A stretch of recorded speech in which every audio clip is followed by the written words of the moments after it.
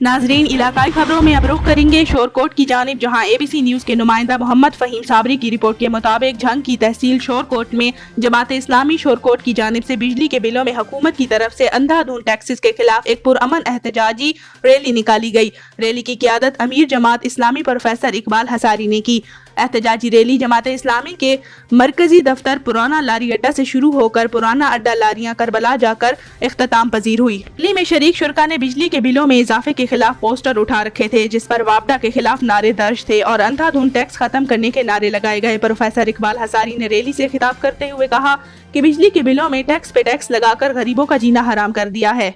700 रुपए दिहाड़ी कमाने वाला मजदूर बिजली के बिल, घर की चीजें फिरोख्त करके अदा करने पर मजबूर हो गया है। हुकूमत होश के नाखन ले बिजली के बिलों में टैक्स खत्म करके गरीबों को ज्यादा से ज्यादा रिलीफ दे, ताकि गरीब आवाम अपनी जिंदगी आसानी से गुजार सके।